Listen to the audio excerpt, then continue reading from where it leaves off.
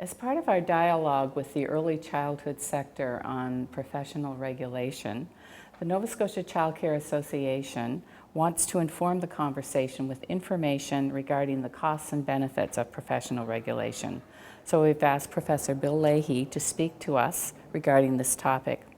Professor Lahey, could you give us a short description of your experience and expertise in the area of professional regulation? I'm happy to do that, and let me first of all say I'm really pleased that I'm being given this opportunity to speak with you and your members about this important topic. So I'm a lawyer, a legal academic, and before I became a legal academic, one of my clients was the Nova Scotia government. I worked in the provincial government as an in-house lawyer, and I worked a lot on legislation, and a lot of my work was in the Department of Health, and the Department of Health is in the regular business of adopting or revising legislation that confers self-regulatory status on health professions. Mm-hmm. And so I worked on legislation for a number of health professions in the late 1990s. Nurses, licensed practical nurses, the Medical Act, a number of other pieces of legislation of that nature.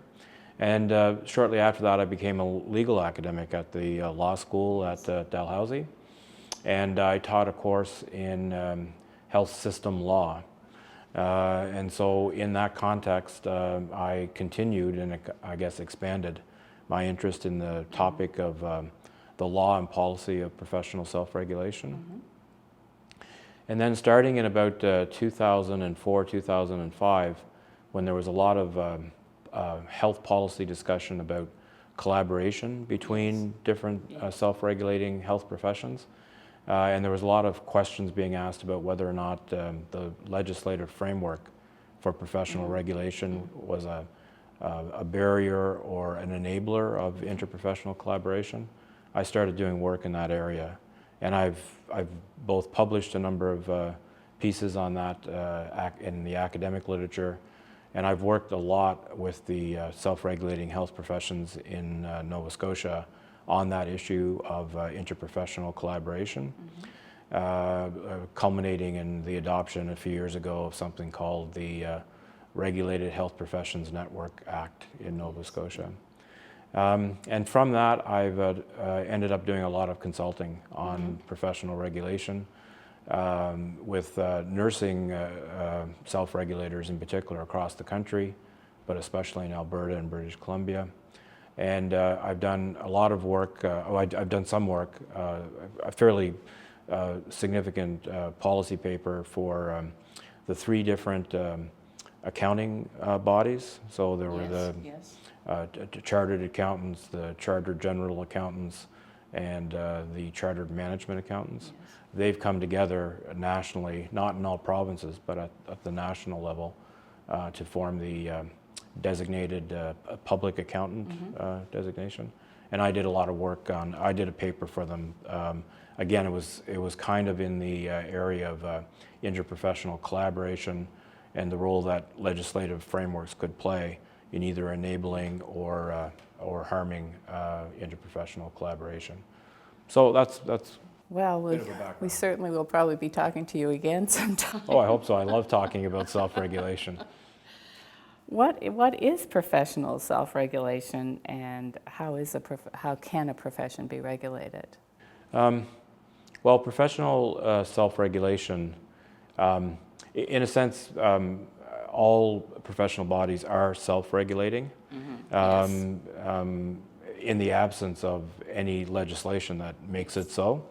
And many associations that don't have any legislative authority, they do, or they try to do, many of the same things that a self-regulatory body that has legislative authority does. But the key thing, when we say professional self-regulation, we're really talking about a profession that the state, the government, has determined needs to be regulated. Right. That's the first thing.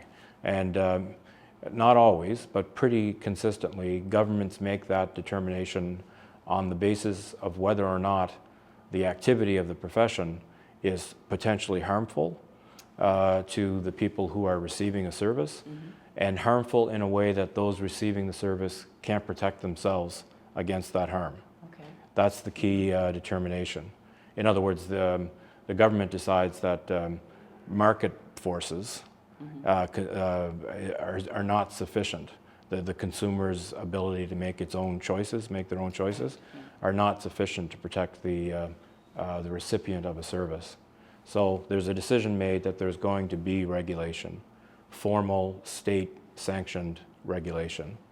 And then the next decision is who's going to do that regulation. And there's generally three options. Some occupations are regulated by government, meaning by a government department usually, and by government bureaucrats. And for the most part, occupations that are regulated in that way are thought of as trades, or at least that's the language that's used. The second choice, which is very unusual in Canada, but it's not unusual in other jurisdictions, is government delegates the authority to regulate the occupation, not to the profession itself, but to some third party, usually a board or a commission that government sets up with legislation. Legislation that gives that board or commission a significant degree of autonomy from government. The rationale for taking that approach is that the regulator has both the benefit of autonomy from government, but also autonomy from those that are being regulated. In other words, the members of the profession. And then the third choice, which is the choice that is pretty consistently followed in Canada for any occupation that is deemed to be a professional occupation, is that government adopts legislation that authorizes the profession itself to be its own regulator. And that what that really means is the legislation creates a regulatory body that is accountable to the public, but is governed by the profession itself. Usually, for example, the council or board of that regulatory body, the majority of the members will be elected by the members of the regulated profession, and then they'll be complemented by public representatives that are appointed by government.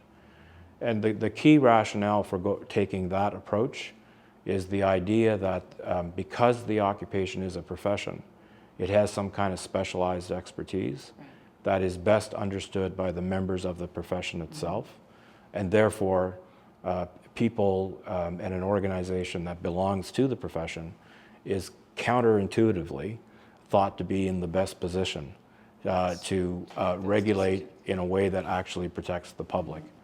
And associated with that is the idea that regulation will be cheaper if it's done within the profession itself, because the people doing the regulation automatically bring the expertise to bear that's needed to have effective regulation, whereas a government regulator or a third party would constantly have to be purchasing that expertise.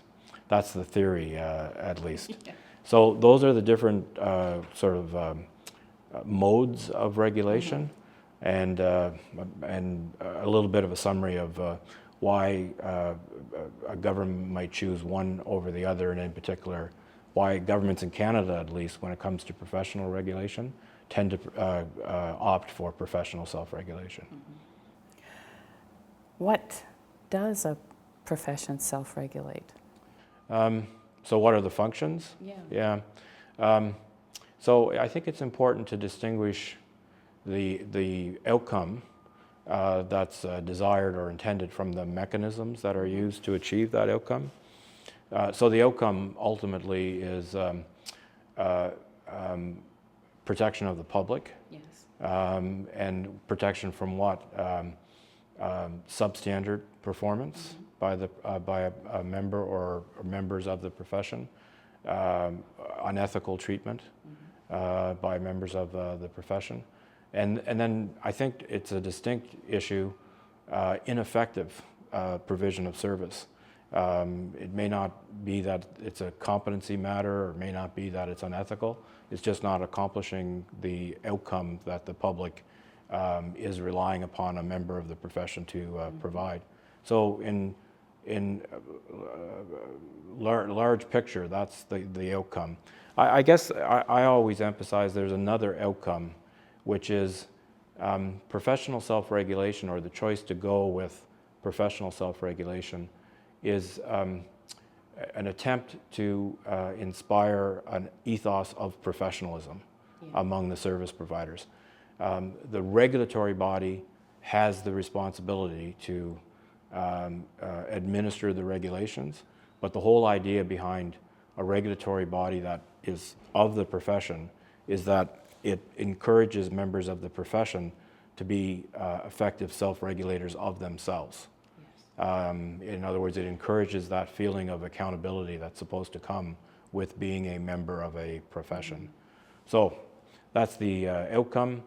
The standard mechanisms that are used in Canada are licensure decisions. It could be called different things, registration, licensing, but essentially it's called ex ante regulation, in the sense that the idea is you protect the public by limiting those who can serve the public to those who are deemed to be qualified, right? And then after that, there's an attitude that members who have been licensed or registered, whatever term is used, are generally trustworthy because they've been shown to have the necessary competency. And the regulatory body performs a kind of monitoring function. So licensure, monitoring, part of monitoring, sometimes it's talked about as a distinct responsibility, is reacting or responding to complaints from people who feel that they've been adversely affected by a member of the profession.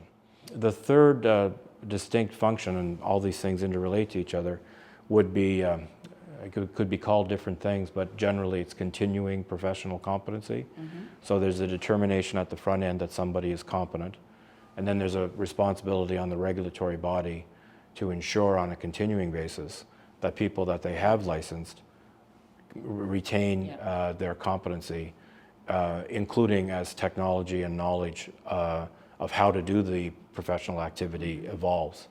And so regulatory bodies are involved in the business of continuing professional education. And it's a combination of carrot and stick. You make opportunities, the regulatory body makes opportunities available to members in the profession. It encourages activities that lead to continuing competency. It may require that a certain number of hours are spent in professional development and that those are documented.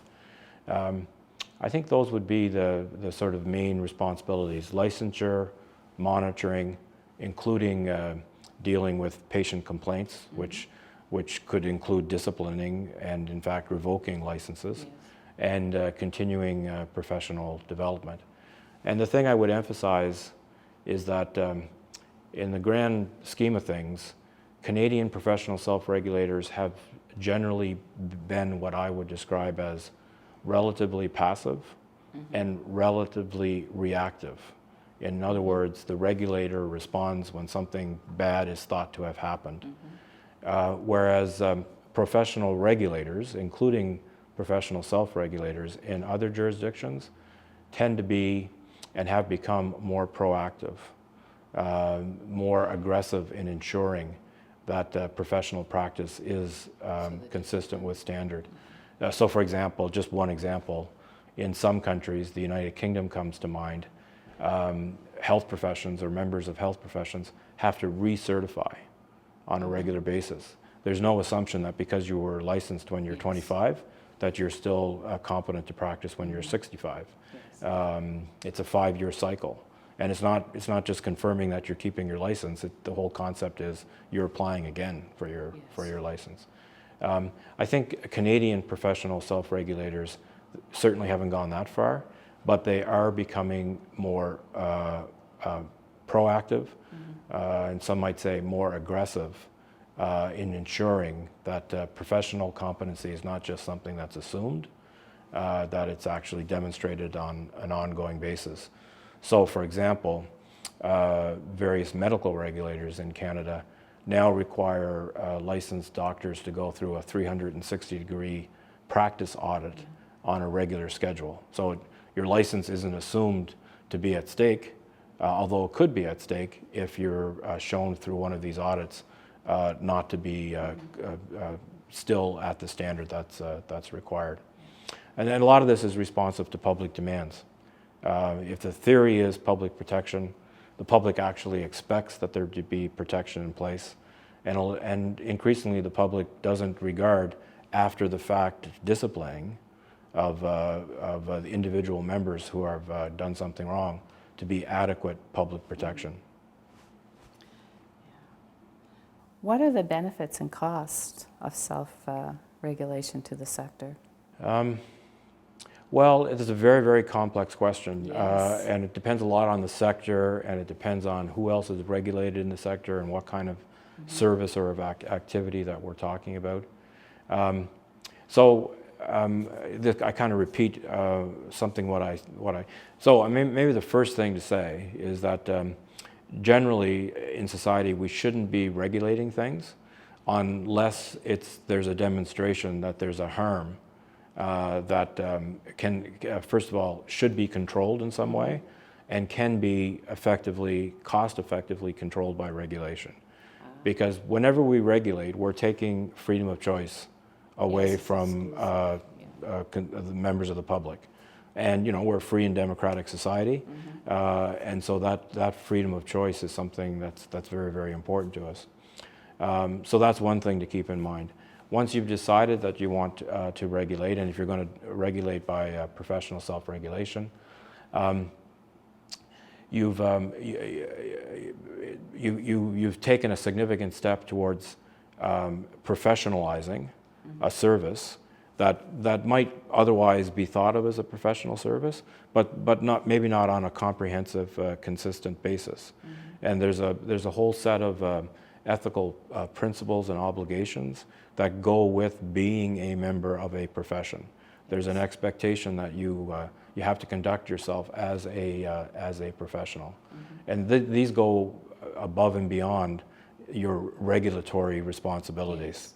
But putting professional self-regulation in place is one of the ways in which, as a society, we can say we recognize you as a profession, and we therefore expect from you a certain kind of service and a certain kind of care for us. When a profession, an occupation, is elevated to a professional status by virtue of being made self-regulatory, it's really society saying we expect you to put our interests ahead of your own. So there's an expectation of altruism that's built into that. And that's kind of at the level of the individual provider of a service. But at the level of the occupation as a whole, there's a very significant responsibility that comes with having self-regulatory powers sanctioned by legislation. It's not about the profession or the members of the profession. It is actually about the public, members of the public. And I'm not suggesting that people don't take this seriously, but it's society through the legislature and government saying, we trust you to exercise state power, authority over yourself for the benefit of citizens. So it's legal. And there's a legal accountability. So that means whatever should be addressed through regulation, it is the responsibility of that profession to address it and to address it effectively. The government is saying, we're not responsible for this anymore. The government, which is generally the body that administers regulation, is saying, no, this profession is going to have this governmental responsibility for itself for the benefit of members of the public. And so not having enough capacity is not an excuse, right? I mean, if you're going to set up such a regulatory body, then members of the profession need to understand we have to make sure that this regulatory body that we're now responsible for is up to the task of protecting members of the public. And so one very clear consequence is the fees that are charged, for example, it's just one example, have to be adequate to the discharge of the regulatory mandate. But maybe even more important, difficult decisions and actions are going to have to be taken against colleagues. Because obviously only when that is required to discharge the regulatory responsibility, but when it is necessary, those actions and decisions have to be taken. And there's legal fees too. Absolutely. Discharging regulatory responsibilities in today's world involves all kinds of complexities, including thinking about constitutional issues and privacy legislation, other kinds of complex legislation that apply to regulation. And so there'll be a need to incur legal fees, but also the fees and expenses of other kinds of expertise that have to be brought to bear. Sometimes the disciplinary hearings that are involved in professional self-regulation, they can be extensive, involving lots of debates about, well, what is and what is not the applicable professional standard. And then just the whole appeal. Absolutely. When you're, especially if what's at task or what's at issue is someone's ability to continue to earn their livelihood, there's a very strong incentive to challenge adverse decisions up through the courts. Have you any advice for the sector? Well, I think it's very, very positive that the sector is thinking about this issue of, I'll put it this way, how to ensure that children, right, are protected, and also that they receive the developmental opportunities that we all want them to have. And regulation is one of the tools that should be thought about in that respect. And I think it's very, very positive that the people in the association, the people in this occupation are thinking about themselves as a profession, and therefore also thinking about whether or not they should be a self-regulating profession under legislation. I think on the other side of the equation, the point that I would emphasize is the point that we just talked about. Thinking about proceeding needs to be very, very grounded on the idea that it is about the children.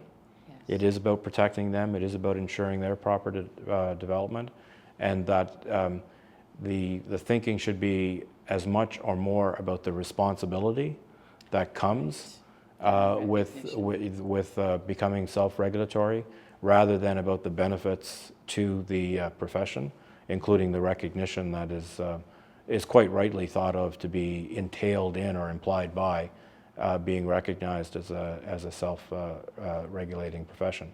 I'm a believer that recognition is part of what helps discharge the regulatory objective, because as I said before, I do think being a member of a profession calls upon people to act and think of themselves as a profession.